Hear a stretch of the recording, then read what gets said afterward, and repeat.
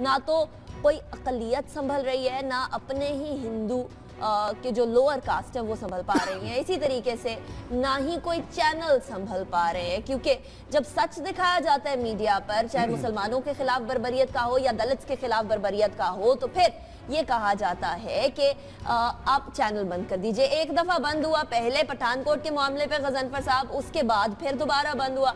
ये क्या कर रहे हैं?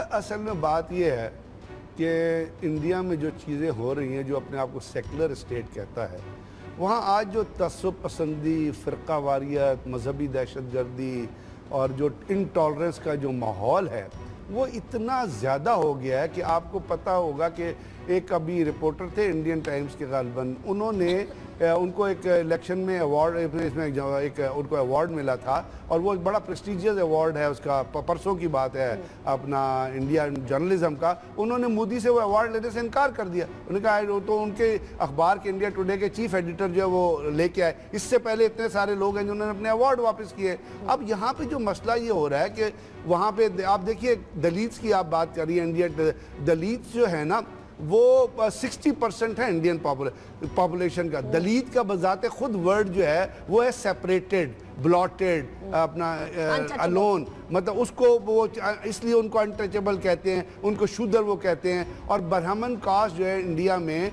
जो अगर आप इंडिया की डेमोग्राफिक और सेकुलर कंपोजिशन देखें ना, तो वहाँ पे हिंदुओं में जो ब्राह्मण है वो 4 कास्ट हैं उनकी, जिसमें ब्राह्मण है, काश्तरीय हैं, वशाइज हैं। वो जो है सिर्फ इंडिया का टोटल जो है वो 35% बनते हैं, आपके 60% जो है वो दलित बनते हैं। लेकिन वो जो लोग हैं ब्राह्मण जो है वो रूल कर रहे हैं, और दलित को उन्होंने इस तरह लिखा हुआ है कि ना वो उनके टेम्पल्स में जा सकते हैं, ना वो उनके अदारों में जा, ना वो उनका पानी पी सकते हैं। यानी जनरल वीके सिंह है, उसने, आपको याद है कुछ अर्से पहले स्टेटमेंट दी थी जब 2 लड़कियों की लिंचिंग हुई थी और एक बच्चे को मारा गया था, उसने कहा था ये तो कुत्ते हैं, मतलब इस किस्म का ये उनसे। और अगर आप इंडिया की हिस्ट्री उठा के देखें तो आपको 10 से 12 दलित जो है टॉप पोजीशन में। ये पाकिस्तान का ऑनर है कि पाकिस्तान का पहला जो लॉ मिनिस्टर था जोगिंदर नाथ मंडल, जिसको कायदे आजम बड़ा हाई ग्रेड करते थे, वो पाकिस्तान का पहला लॉ मिनिस्टर जो था वो दलित था। और ये पाकिस्तान ने इसको भी अकोमोडेट किया। लेकिन इंडिया में इतनी इंटॉलरेंस की फजा है कि वो इन तमाम लोगों को मारने पर तुले हुए हैं, वो मुसलमानों को मारने पर तुले हुए हैं। अब मोदी जो दहशतगर्द है, क्योंकि आरएसएस जो डॉक्टर अंबारकर ने बताया ना, एमएस गोलवालकर ने बनाई थी, उस एमएस गोलवालकर को इंडिया में क्या, उसको गुरु ऑफ हेट कहा जाता है। उसने हेट जनरेट की 1928 में जब आरएसएस बनी थी, और दहशतगर्दी स्टार्ट हुई इंडिया से जब गांधी को मार दिया गया, फिर अपना इंदिरा गांधी को मारा गया, फिर राजीव गांधी के साथ।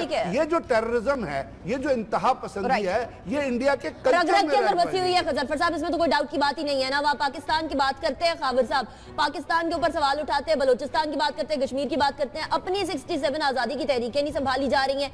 मुसलमानों के साथ वहां जुल्म हो रहा है, गोश्त खा ले चाहे गाय का, उसके ऊपर जुल्म शुरू हो जाता है। दलित को लिंचिंग, दलित खवातीन के साथ ज्यादती आम चीज बन चुकी है। नरेंद्र मोदी किस शाइनिंग इंडिया की बात कर रहा है? यहाँ तो सिर्फ गोलियां शाइनिंग बरसती हुई नजर आती हैं।